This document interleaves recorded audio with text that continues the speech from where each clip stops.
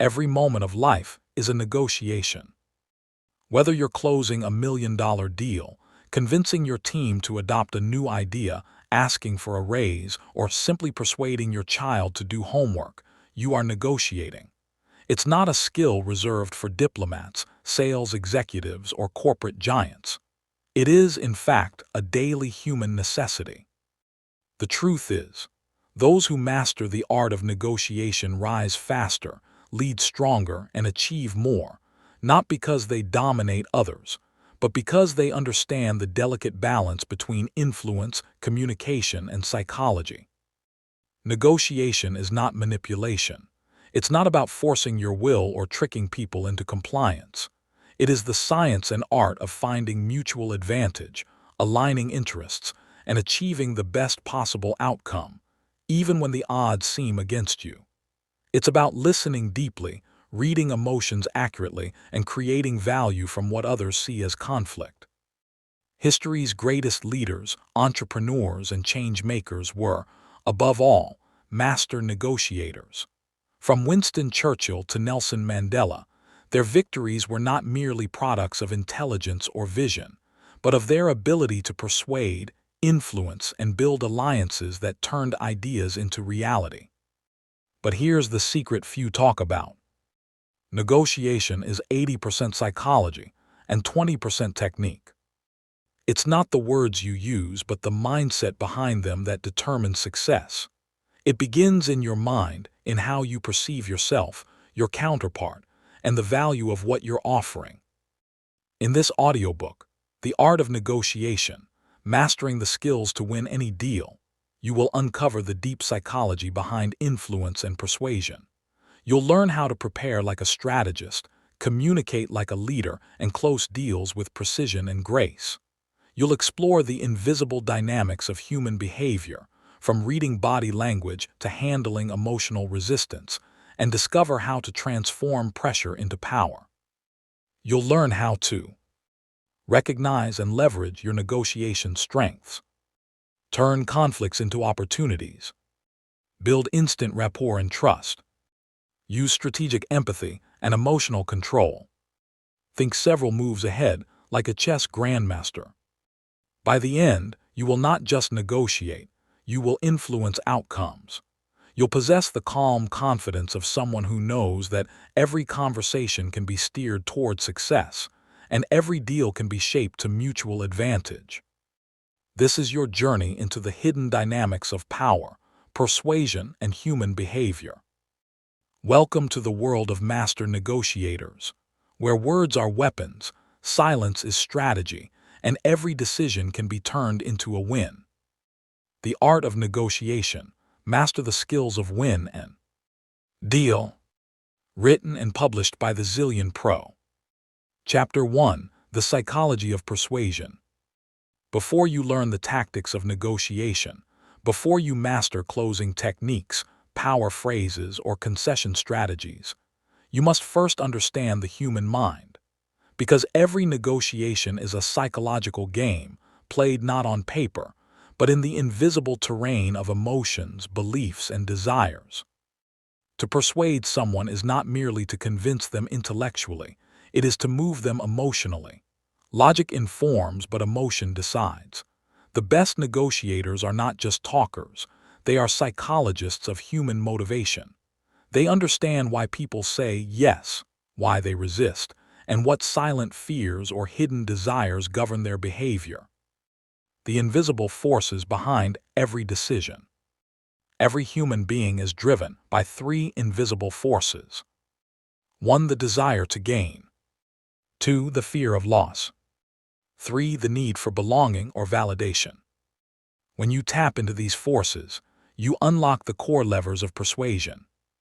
People will move mountains to gain what they value: wealth, status, recognition, security, or peace of mind. They will fight even harder to avoid losing them. The art of persuasion is about aligning what you want with what they already desire or fear losing. A skillful negotiator doesn't push, he pulls by connecting his offer to the other person's internal motivators. That's why, before any negotiation, your first question should not be, "What do I want?" but but rather, what does this person truly want and why? Emotion first, logic second. In the heat of negotiation, most people rely too much on logic, facts, figures, and rational arguments. But the truth is, logic rarely wins hearts. People justify decisions with logic, but they make decisions with emotion. A classic example comes from sales psychology. A customer doesn't buy a luxury car because of its engine capacity. They buy it because of how it makes them feel powerful, respected, or successful. The same principle applies in business deals, partnerships, and leadership conversations. If you can connect emotionally first, by understanding what makes your counterpart feel safe, valued, and respected, you've already won half the battle before the first offer is made. The greatest persuaders are masters of emotional resonance. They speak not only to the mind, but to the heart. The power of perception. Negotiation is rarely about truth, it is about perception. What people believe is more powerful than what is real. If they perceive you as confident, competent, and trustworthy, they will bend toward your position even before the discussion begins. If they perceive you as desperate or uncertain, they will push back, even if your offer is fair. That's why your posture, tone, and presence are part of the negotiation itself. The words you say matter less than the energy you project when you say them. Confidence is contagious. Insecurity is repellent. In the psychology of persuasion, you don't just sell an idea, you sell belief. And people buy belief before they buy logic. The mirror effect. Humans are naturally drawn to those who reflect their own values, emotions, and energy. This is known as the mirror effect, one of the most subtle yet powerful persuasion principles. When you subtly mirror someone's body language, tone, or even pace of speech, you create unconscious alignment. Their brain perceives you as similar, and similarity builds trust faster than any credential. The mirror effect works because people trust people who make them feel understood. When they sense that you are like them, defenses lower, rapport builds, and influence flows naturally. But remember, mirroring must be authentic, not mechanical. Forced imitation feels manipulative. The goal is emotional harmony, not mimicry. The law of reciprocity. Human beings are wired with a deep psychological law, the law of reciprocity. When someone gives us something of value, attention, kindness, respect, or even a small favor, we feel a powerful inner compulsion to return it. This is the foundation of mutual influence. A wise negotiator gives first, a compliment, a concession, or a gesture of goodwill. This activates reciprocity, making the other party feel emotionally obligated to respond in kind. The strongest negotiators don't demand respect, they earn it through generosity. And generosity, strategically given, becomes power. Anchoring the mind. Another core principle of persuasion is anchoring. The first number, idea, or position introduced in a negotiation sets a mental anchor that shapes all subsequent perceptions of value. For instance, if you begin a deal by proposing a high standard or premium price, every counteroffer will unconsciously revolve around that anchor, even if the other party disagrees. Their mind becomes framed by your initial position. Anchoring works because the brain seeks reference points. Whoever sets the first frame controls the mental territory. But to use anchoring effectively, you must pair it with confidence and credibility. Otherwise, it feels arbitrary and weak. Influence begins with empathy. At its highest level, persuasion is not manipulation. It is empathy in motion. You're not trying to win against the other person. You're trying to win with them. Empathy allows you to see the world through their eyes, understand their pain points, and find the bridge between their needs and yours. It softens resistance, builds trust, and turns opposition into cooperation. In any negotiation, the one who listens deeper holds the true power. Because while others are talking, You are gathering intelligence, emotional data that tells you exactly which buttons to press. The ethical dimension of persuasion. True persuasion is never about deceit. It is about clarity, alignment, and value creation. When you use psychology ethically, you don't trick people. You help them see why your offer genuinely serves their best interest. The unethical manipulator wins battles but loses relationships. The ethical persuader wins trust, and trust multiplies opportunities. Remember this: persuasion without integrity is manipulation. Persuasion with empathy is influence. Closing thoughts. To master negotiation, you must first master human nature. Every tactic, every strategy, every word you use rests upon one foundation: your ability to understand people. The psychology of persuasion is not about control. It's about connection. It's about learning the rhythms of emotion, the patterns of thought, and the invisible triggers that move people toward agreement. Once you understand the mind, every deal becomes a dialogue, and every dialogue becomes an opportunity for victory. Chapter 2: Preparation, the Secret Weapon. Every battle is won before it is fought. Every great negotiator knows this truth, that success in negotiation is not achieved at the table, but before you ever sit down. Preparation is your secret weapon. It is the invisible power that separates amateurs who hope to win from masters who expect to win. Unprepared negotiators depend on luck. Prepared negotiators create their own luck. The 80-20 rule of negotiation success. Studies and field experience show that nearly 80% of negotiation success happens before the conversation begins. The talking part, the back-and-forth exchange, is just the visible tip of the iceberg. The real power lies beneath the surface, in the preparation phase. You can think of it like building a house. The negotiation table is the roof, but preparation is the foundation. If your foundation is weak, the entire structure collapses under the slightest pressure. Preparation gives you clarity, leverage, and confidence, three assets that no clever tactic can replace. Clarity, knowing what you really want. The first step in preparation is crystal clear clarity. What do you truly want from the negotiation? And perhaps more importantly, why do you want it? Many people go into negotiations with vague intentions. I want a better deal, or I want a fair price. But vague intentions produce vague outcomes. The master negotiator defines every objective with precision. Ask yourself, what is my ideal outcome? What is my minimum acceptable result? What are my non-negotiables? What am I willing to trade to get what I want? When you define your desired outcome in detail, you gain direction. And direction breeds power. Because when you know exactly what you want, you cannot be easily manipulated by what you don't. Understanding your counterpart. The second key to preparation is understanding the person on the other side of the table. Before you ever speak, study them. Know their goals, pressures, incentives, fears, and priorities. Understand their business, their position, and what they stand to gain or lose. Every negotiator has hidden motives, some emotional, some strategic.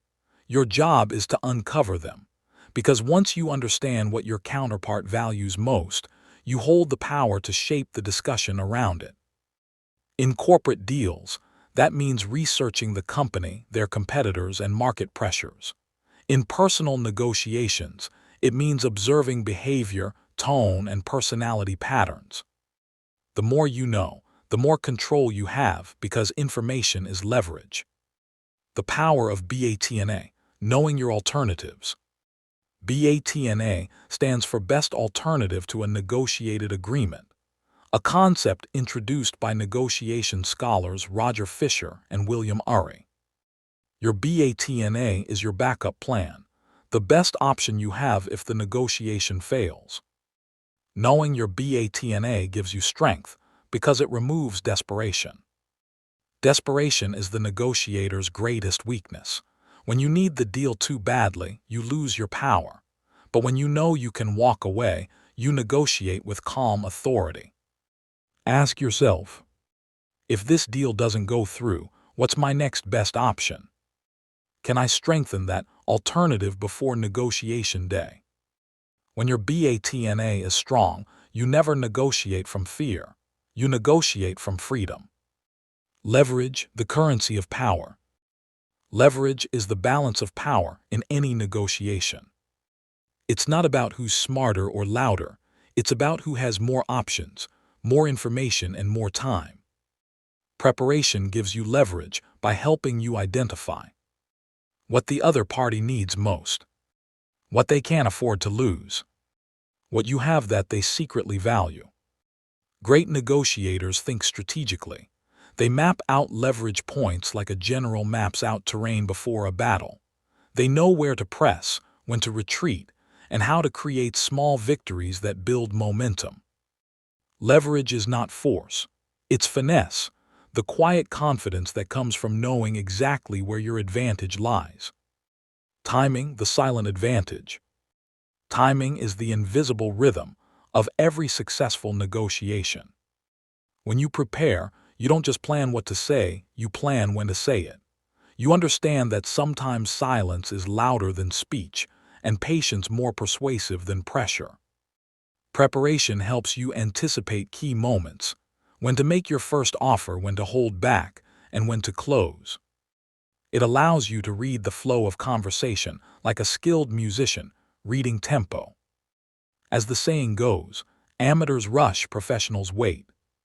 Scenario planning, play the game before it begins. A true professional never walks into a negotiation untested. They mentally rehearse every possible outcome before the first word is spoken. This is called scenario planning, imagining multiple negotiation pathways and preparing responses for each. Ask yourself, what if they say yes immediately? What if they push back? What if they make an unreasonable demand? What if they try to rush me? By rehearsing possibilities, you prepare your mind for agility. When surprises arise, and they always do, you won't react emotionally. You'll respond strategically. Emotional preparation, the inner game. Preparation is not only intellectual, it's emotional. Before every negotiation, you must calm your mind and anchor your emotions. Fear, anger, and anxiety can sabotage even the best strategy. A nervous negotiator leaks power through body language and tone. Emotional preparation means entering the negotiation with inner composure, detached from outcome, centered in confidence. You're not there to prove your worth, you're there to create value. Remember, whoever controls their emotions controls the negotiation. Creating the right environment. Preparation also includes setting the stage. Where the negotiation happens, how it begins, and even the time of day can influence the outcome. Choose an environment where you feel at ease. Arrange the seating, lighting, and atmosphere to encourage comfort and openness. These small details create subconscious cues of authority and control. Masters of influence understand that even the setting is part of the strategy. Confidence through preparation. Confidence is not arrogance, it is certainty, and certainty is born from preparation. When you've done your research, clarified your goals, strengthened your alternatives, and rehearsed your scenarios, confidence becomes natural. You no longer hope the negotiation will go well. You know it will. Preparation transforms fear into focus. It turns unpredictability into calculated strategy. Closing thoughts. Every great negotiator carries an invisible briefcase, filled not with papers but with preparation. Inside it are facts, strategies, emotional balance, and quiet confidence. When you prepare deeply, you enter every room with power. Because the unprepared negotiator may speak louder, but the prepared negotiator always wins. Remember, you don't rise to the level of the negotiation. You fall to the level of your preparation. So sharpen your sword before the battle.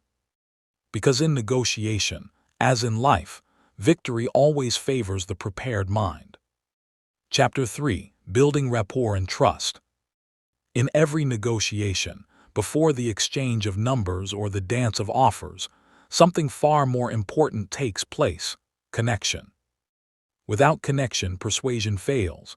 Without trust, no deal survives. You can have all the facts, figures, and flawless arguments in the world, but if the other person doesn't trust you, their mind will resist you. That's why rapport, the invisible bridge between two minds, is not just a soft skill. It is the foundation of every successful negotiation. Rapport turns strangers into allies. Trust turns skepticism into openness.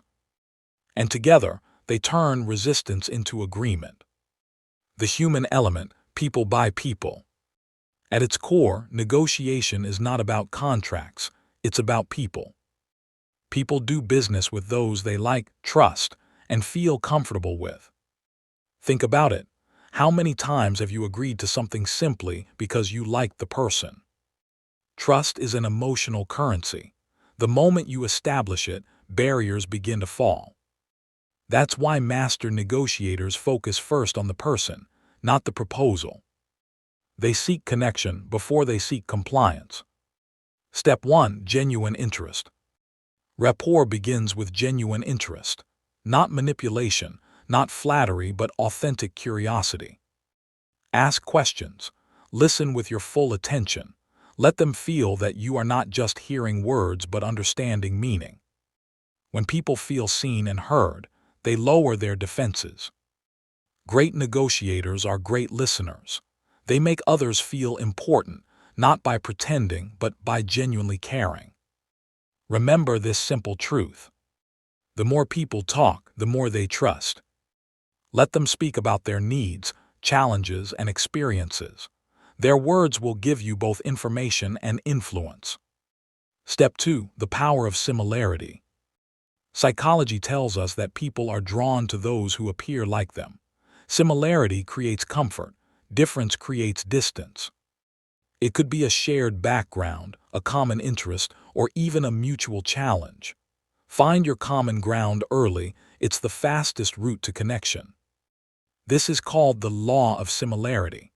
When someone senses that you share values, experiences, or goals, their brain releases oxytocin, the trust hormone. That's why building rapport feels good. It literally builds biological trust. So observe, listen, and mirror. Mention shared interests. Align energy levels. The moment they think, "This person gets me," negotiation becomes collaboration. Step 3. The mirroring effect. Mirroring is one of the most subtle yet powerful rapport-building tools. It means gently reflecting the other person's body language, tone, and emotional tempo. If they speak softly, lower your voice. If they lean forward, do the same. If they're animated and expressive, match their energy. This subconscious mimicry signals harmony to the human brain. It says, "We are on the same wavelength." But beware, mirroring should never be robotic or forced. Authentic mirroring is not imitation, it's synchronization. You're tuning in to their emotional frequency. Step 4. The language of respect. Respect is the highest form of rapport. It transcends tactics. Treat every counterpart with dignity, whether they are a CEO or a janitor. People can sense when they're being looked down upon or dismissed, and nothing kills trust faster than condescension. Use polite language. Acknowledge their point of view even if you disagree. Say things like, "That's a valid concern.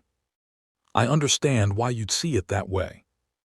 Let's explore how we can make this work for both sides." These simple phrases disarm defensiveness.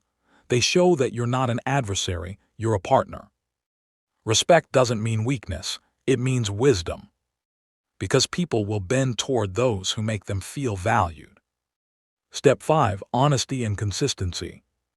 Trust is not built by charm, it's built by consistency.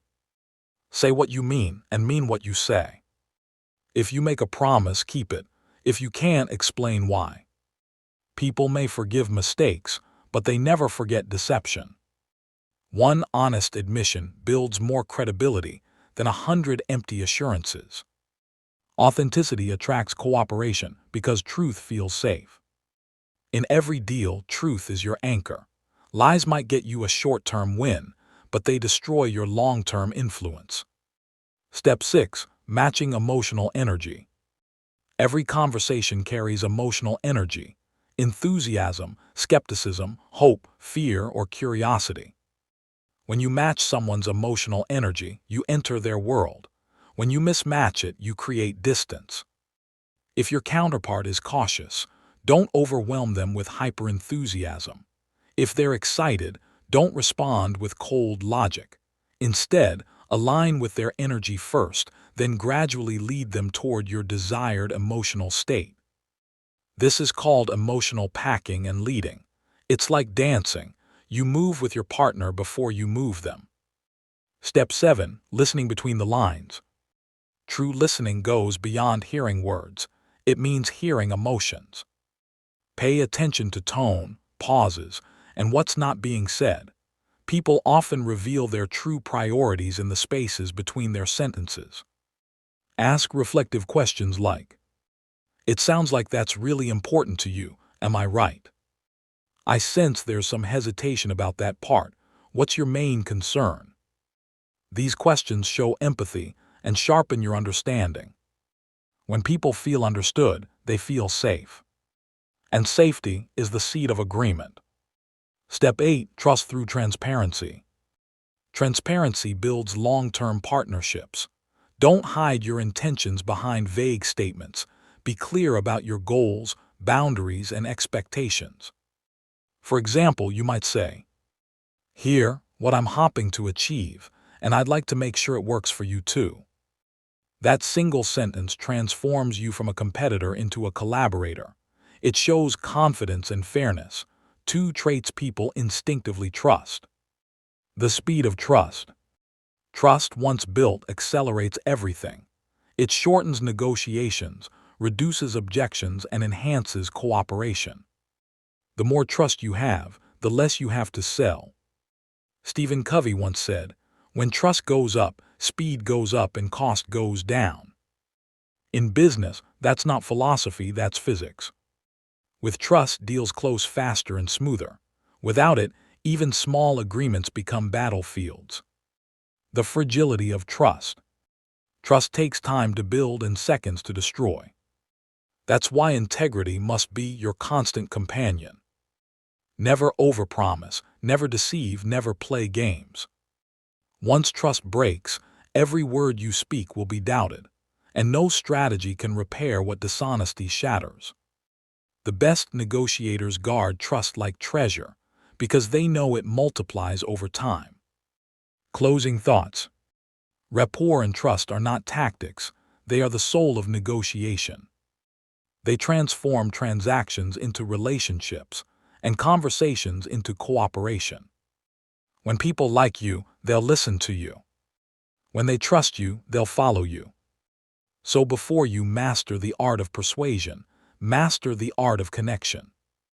Because in the end, people don't say yes to deals, they say yes to people they trust. Chapter 4. The Language of Influence. Words are not just sounds, they are the currency of persuasion. The difference between a mediocre negotiator and a master influencer often lies in the choice and delivery of words. In negotiation, communication is not merely about exchanging information. It is about shaping perception, triggering emotion, and directing decisions.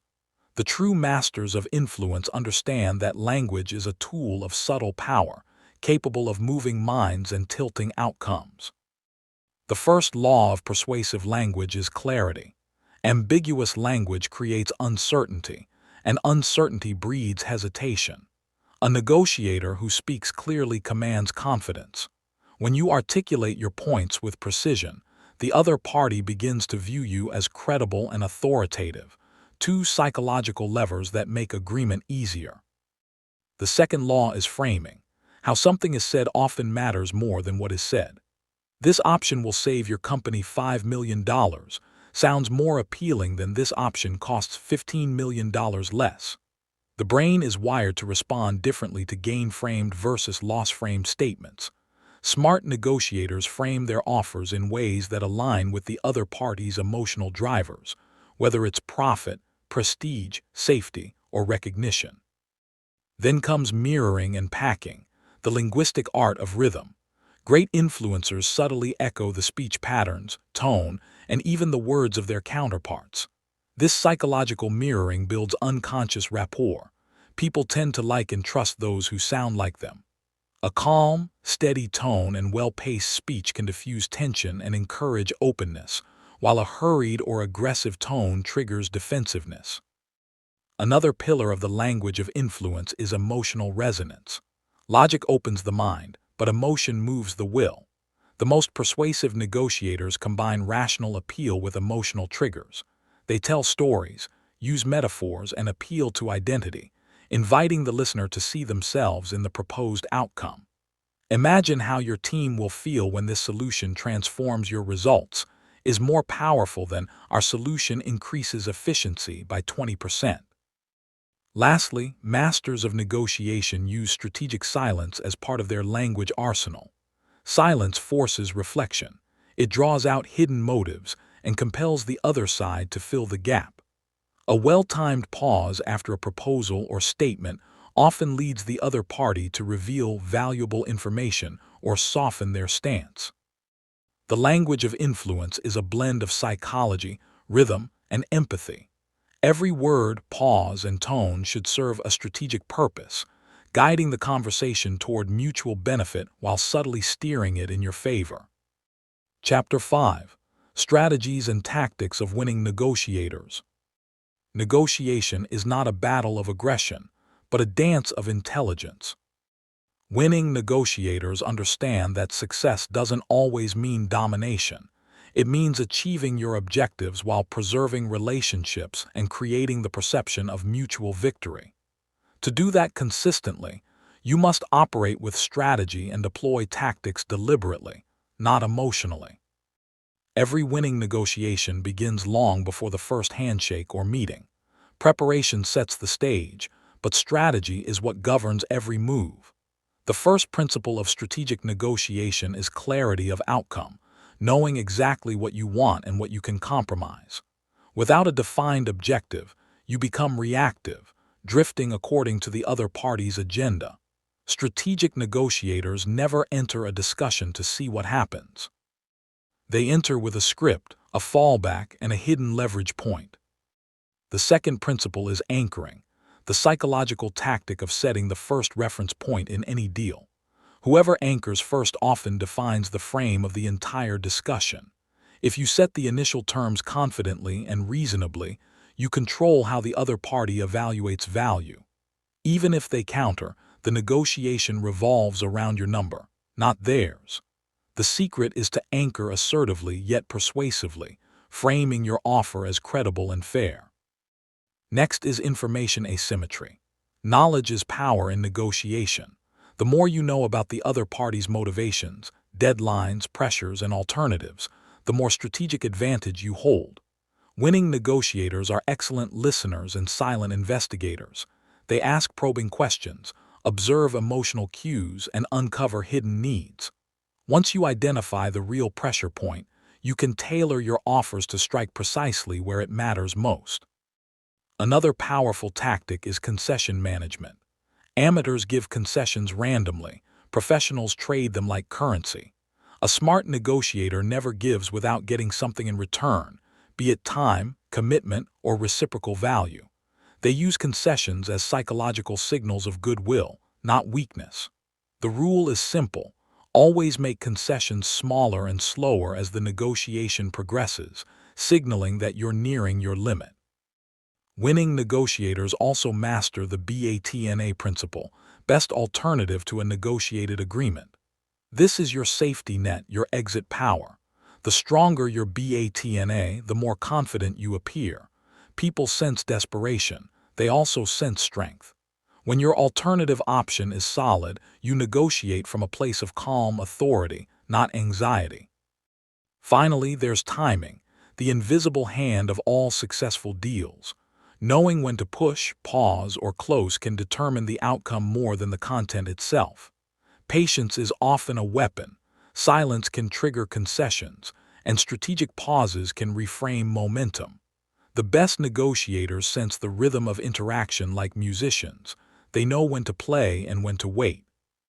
In every high-stakes negotiation, these strategies blend together into one central mindset. Win the person before you win the deal. Influence precedes agreement. When you combine emotional intelligence, preparation, and tactical precision, you not only win negotiations, you build a reputation as someone who cannot be outmaneuvered. Chapter 6. Reading People Like a Book. Every negotiation is a conversation between human minds, each with its own fears, motives, desires, and defense mechanisms. The ability to read people accurately is one of the most powerful skills a negotiator can possess. It allows you to see beneath the surface of words, to decode emotions, and to predict behavior before it unfolds. Great negotiators are not just persuasive speakers, they are master observers. To read people like a book, you must first understand that human behavior is language. Every gesture, tone, hesitation, and choice of words communicates hidden meaning. The eyes, the hands, the posture, all reveal emotional states and internal conflicts that words often conceal. When you learn to interpret these signals, you can uncover the truth that lies between the lines. Let's begin with body language, the most honest form of communication. Eye contact reveals attention, confidence, and honesty. Steady eye contact indicates engagement, while darting eyes or frequent blinking can signal nervousness or concealment. Posture tells you who feels in control. Leaning back with arms crossed often means defensiveness or dominance, while leaning slightly forward shows openness and curiosity. Micro-expressions, those fleeting facial reactions that last less than a second, can betray true emotions, anger, fear, or excitement, before the person regains composure. Next, there's voice tone and packing. The way someone speaks often reveals more than what they say. A sudden shift in tone, speed, or volume can indicate discomfort, hesitation, or emotional pressure.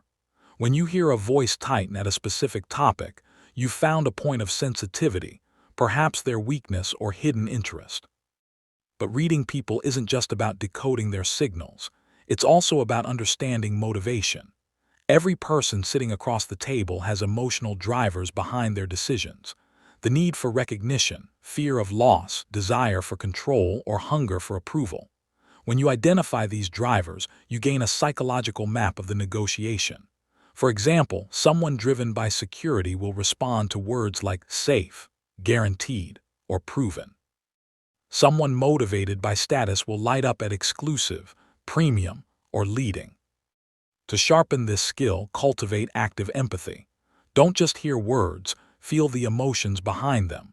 Mirror the person's energy subtly. Ask questions that invite stories, not statements. People reveal their truth when they talk about their experiences. Listen more than you speak, and let silence do the heavy lifting. In those quiet spaces, people often fill the void with valuable information. You can also detect authenticity by looking for incongruence, when words don't match behavior. For example, if someone says, "I'm not in a hurry," but keeps checking their watch, you've spotted a leverage point. Their body has told the truth their mouth denied. Reading people like a book is not manipulation, it's understanding. It helps you create connection, anticipate objections, and navigate negotiations with wisdom instead of guesswork. The most successful negotiators make people feel seen and understood. When you read someone deeply, you earn their trust, and once trust is earned, influence naturally follows. Chapter 7. Handling Difficult Negotiations. Every negotiator eventually encounters the toughest kind of challenge, the difficult negotiation. These are the high-stakes conversations filled with tension, stubborn personalities, conflicting interests, or limited options. It's in these moments that your skill, patience, and emotional control are truly tested. Winning such negotiations isn't about overpowering the other side. It's about staying calm, strategic, and centered while others lose their balance. The first rule of handling difficult negotiations is never match emotion with emotion. When the other person becomes angry, defensive, or manipulative, your greatest weapon is composure. Emotion clouds logic. If you react impulsively, you give them control of the tempo. The professional negotiator maintains an unshakable calm, projecting quiet authority. As the saying goes, the calmest mind wins the storm. The second rule is redefine the conflict. Difficult negotiations often escalate because both sides are focused on positions. I want this. You must do that. Rather than interests, why do we each want what we want? Shift the conversation from confrontation to collaboration by reframing. Instead of we disagree, say, let's see how we can make this work for both of us. Instead of that's impossible, ask, what would make it possible? When you reframe conflict into problem solving, you transform tension into progress. The third strategy is control the pace. Difficult negotiators often use pressure tactics, tight deadlines, emotional outbursts, or silence to make you rush into poor decisions. Resist the urge to move faster than your comfort zone. Use time as a tool, not a threat. When you slow the process, emotions cool and clarity returns. Remember, urgency is the enemy of good judgment. Next, develop tactical empathy, the art of understanding the emotions of the other side without necessarily agreeing with them. This doesn't mean giving in. It means acknowledging their perspective to diffuse hostility. Phrases like, I understand how that might feel frustrating, or it sounds like this issue really matters to you, validate emotions and soften resistance. People fight less when they feel heard. Another key principle is don't fight every battle. Choose where to exert your energy. Some issues are symbolic, others are substantive. Smart negotiators identify the difference early. If a point is minor or only matters to the other party's ego, let them have it, strategically. Sometimes yielding the small wins gives you leverage for the big ones.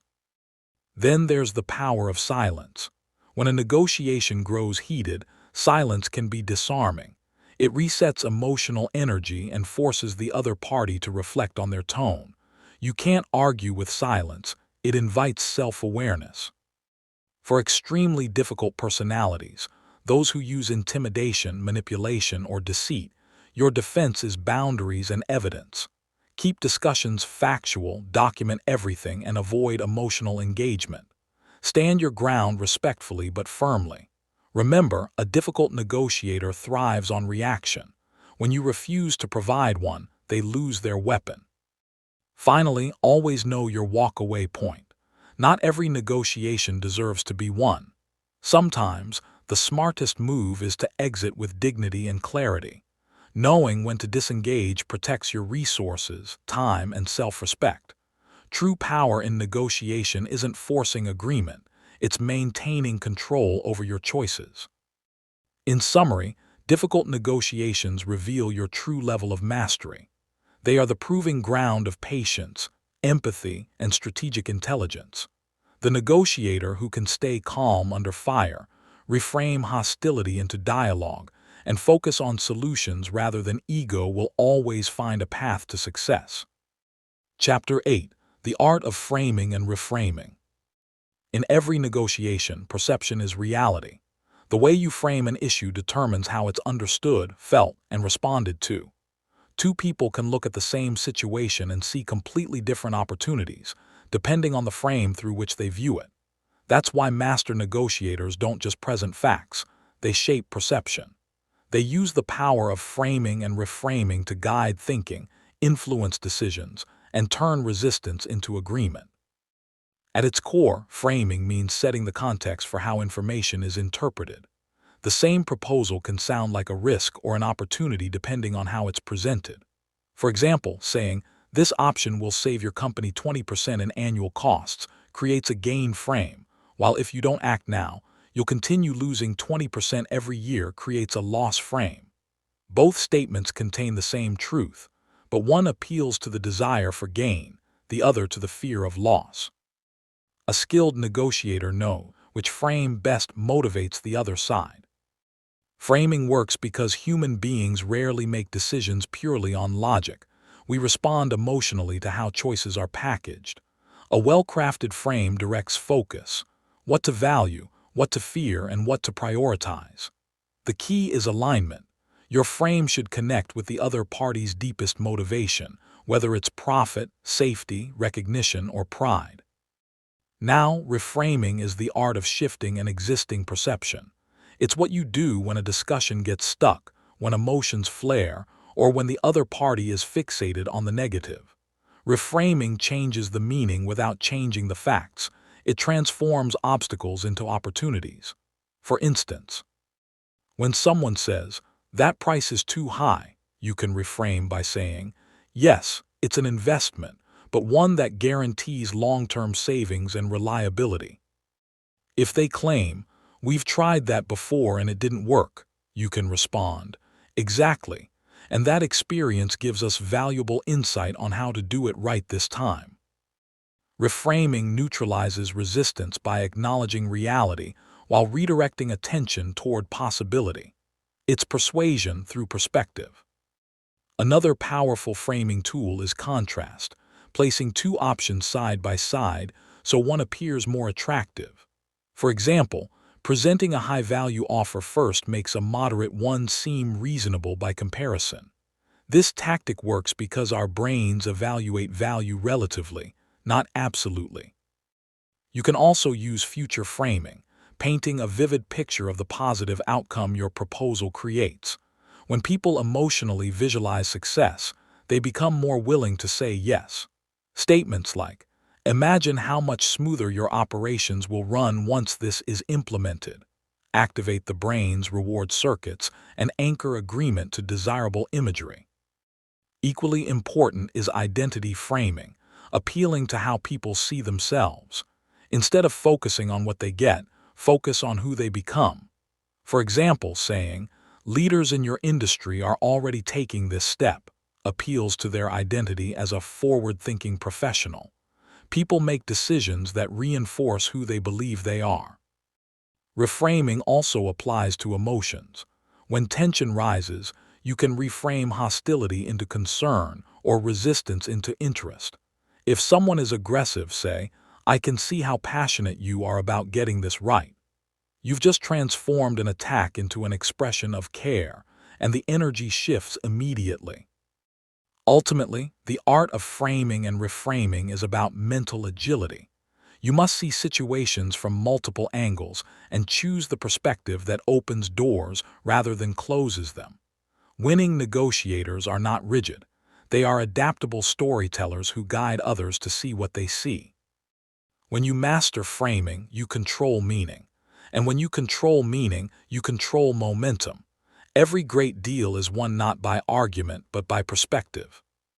Chapter 9. Negotiating under pressure. Pressure is the crucible where true negotiators are forged.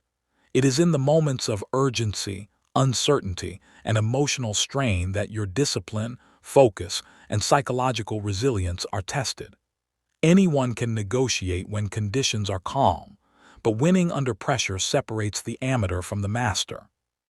Negotiating under pressure can take many forms: a tight deadline, a powerful opponent, limited options, or a situation where the stakes are intensely personal. In such moments, adrenaline surges, emotions flare, and clarity begins to fade. But the negotiator who learns to remain centered in chaos gains an enormous advantage, because when others panic, you can still think strategically. The first principle of pressure negotiation is control your state. The battle is always won internally before it's won externally. Pressure thrives on reaction, so the less reactive you are, the weaker the pressure becomes. Take deep, measured breaths. Slow your speech. Control your tone. By appearing calm, you project authority, even if you're uncertain inside. People instinctively follow those who remain composed when others unravel. The second principle is separate emotion from logic. Under pressure, fear of loss can distort your judgment and push you toward rash concessions. Before responding to an offer or threat, pause and mentally step back. Ask yourself, am I reacting emotionally or strategically? Sometimes, a few moments of silence can prevent costly mistakes. Remember, pressure only works if you let it dictate your pace. Next, strengthen your BATNA, best alternative to a negotiated agreement. Your best defense under pressure is the power of choice. When you know you have viable alternatives, desperation disappears. You negotiate with confidence, not fear. A strong BATNA transforms pressure into patience. It tells your counterpart, I want this deal, but I don't need it. That subtle psychological shift often changes the entire balance of power. Another key tactic is reframe urgency into opportunity. Instead of thinking, I must decide now, reframe it as, this is my chance to create clarity fast. Pressure compresses time, but it can also sharpen focus. Use it to strip away distractions and get to the essence of what truly matters in the negotiation. Be mindful, too, of pressure tactics used by others. Some negotiators deliberately create tension by imposing fake deadlines, introducing last-minute changes, or using silence to unsettle you. Recognize these for what they are, emotional manipulation tools. Don't fight them emotionally, neutralize them strategically. Ask calm, clarifying questions, verify facts, and refuse to make decisions based on artificial urgency. One of the most underused skills under pressure is strategic pause. Silence can reset the rhythm of conversation and create space for rational thought. When the room gets heated, let the silence speak for you. In those quiet moments, the other party often reveals more or begins to reconsider their tone. Also, lean on principles, not panic. When the situation becomes overwhelming, return to your preparation, your data, facts, and values. Facts are anchors. They keep you grounded while emotions drift. Having your numbers, research, or written agreements ready prevents your mind from being hijacked by stress. Finally, maintain detached confidence. Detachment doesn't mean indifference, it means emotional independence. You remain fully engaged but not emotionally enslaved by the outcome. Whether you win or walk away, you retain your self-respect, clarity, and composure. This mental detachment is the ultimate form of power under pressure. In the end, negotiating under pressure is less about tactics and more about temperament. It's about who can remain stable when everything around them is unstable. The negotiator who stays calm, observes keenly, and acts deliberately will always outthink the one who reacts emotionally. Chapter 10. The Negotiator's Mindset. Think like a strategist. Negotiation is not just a skill, it's a state of mind. The difference between average negotiators and exceptional ones lies in how they think, not just what they say. To win consistently, you must cultivate the mindset of a strategist, someone who sees beyond the moment, anticipates outcomes, and understands that every word, pause, and concession is part of a larger game plan. The negotiator's mindset begins with strategic awareness, the ability to step outside the heat of the moment and view the entire negotiation like a chessboard. Every move must have purpose. You don't speak to fill silence, you speak to influence. You don't concede to please, you concede to gain leverage later. The strategist sees the long game while others are distracted by short-term wins. One key mental shift is to think in probabilities, not certainties. Many negotiators fail because they think in absolutes, they'll never agree, or this is my only chance. The strategist thinks differently. There's a 70% chance they'll push back, but a 30% chance I can reframe it. By thinking in probabilities, you remain adaptable and emotionally balanced. You prepare for multiple outcomes rather than clinging to one. The strategist's mind also thrives on pattern recognition. Every negotiation follows rhythms, emotional highs, lows, stalls, and breakthroughs. By observing these cycles, you can anticipate what comes next and stay one step ahead. When you sense frustration rising, you know it's time to slow down. When energy dips, you know it's time to reframe or inject positivity. Another cornerstone of the negotiator's mindset is detachment from ego. Ego is the enemy of strategy. It makes you overreact, overpromise, or overcompensate. The true strategist never needs to prove superiority. They focus solely on achieving their desired outcome. In every negotiation, ask yourself, do I want to be right or do I want to win? The difference is wisdom. Next, embrace mental flexibility. A rigid mind breaks under resistance, but a flexible one bends and adapts. Great negotiators can change tone, pace, or tactics effortlessly. They can switch from assertive to empathetic, from analytical to intuitive, depending on what the moment requires. Flexibility is not weakness. It is tactical intelligence in motion. The strategist also operates from information dominance. They prepare extensively, not just knowing their facts, but understanding personalities, motivations, and possible objections.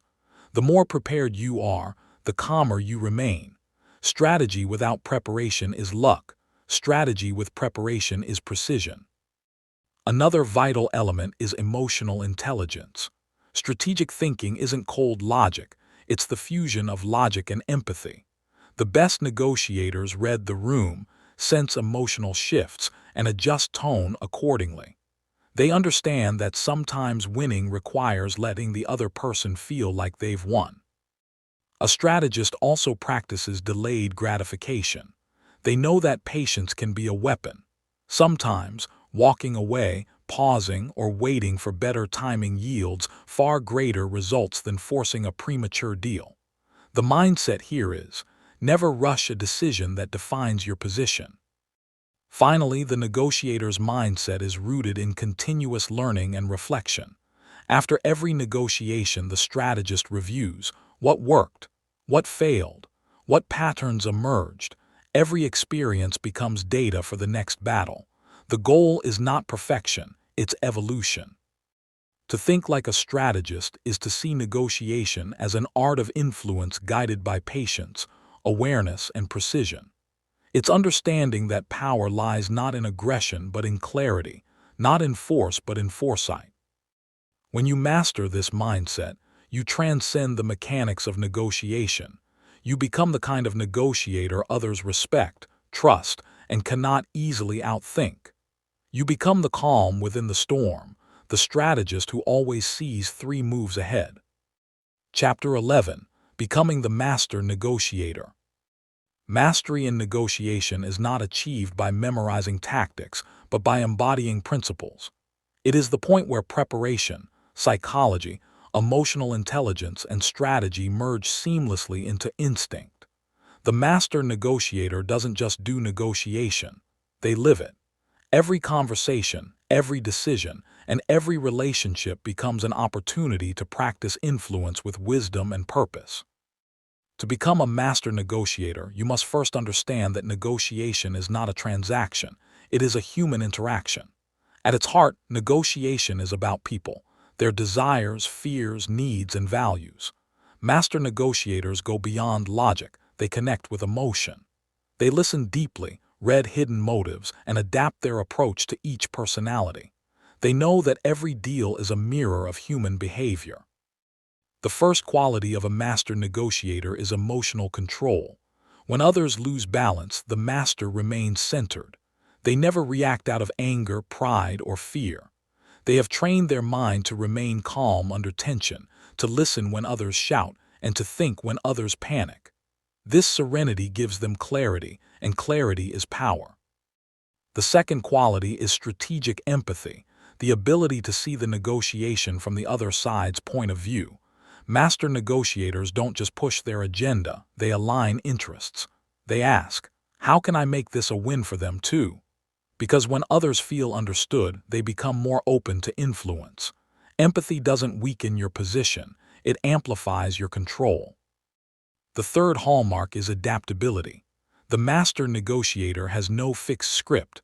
They can be assertive or patient, logical or emotional, formal or casual, whatever the moment demands. They read the rhythm of interaction and adjust accordingly. Flexibility allows them to stay unpredictable and always one step ahead. Fourth, they master timing and silence. They understand that words are powerful, but silence often speaks louder. They use pauses to create tension, to make others reveal more, or to let ideas sink in. They know when to press forward and when to retreat, when to close the deal and when to wait for a better moment. Their timing is their secret weapon. Fifth, the master negotiator operates from integrity. They play the long game. They know that reputation is the currency of influence and that deception may win once but credibility wins forever. They practice honesty, fairness, and respect, because in a world of manipulation, integrity is magnetic. People trust them, and trust is the ultimate leverage. Another defining trait is intellectual curiosity. The master is always learning, studying psychology, communication, leadership, and human behavior. They deconstruct every negotiation afterward, asking, "What worked? What didn't? What did I learn?" Each deal becomes a classroom, each encounter a mirror for self-improvement. Finally, mastery comes from balance, the ability to blend power with humility, assertiveness with empathy, logic with emotion. The master negotiator is not a manipulator, but a harmonizer. They don't seek to dominate, they seek to direct energy toward mutual success. They understand that every negotiation is an opportunity to create value, strengthen relationships, and build influence that lasts. Becoming a master negotiator means evolving beyond tactics into presence. It's when your voice carries quiet confidence, your words inspire cooperation, and your silence commands respect. It's when you no longer chase deals, you attract them. In the end, negotiation is not just about winning. It's about creating outcomes where everyone leaves the table feeling respected, empowered, and understood. That is true mastery, the art of transforming conflict into collaboration and conversation into opportunity. You are not born a master negotiator. You become one through discipline, awareness, and experience. And as you apply these principles daily, you will find that negotiation is no longer a skill you use. It becomes a reflection of who you are, calm, confident, and in control.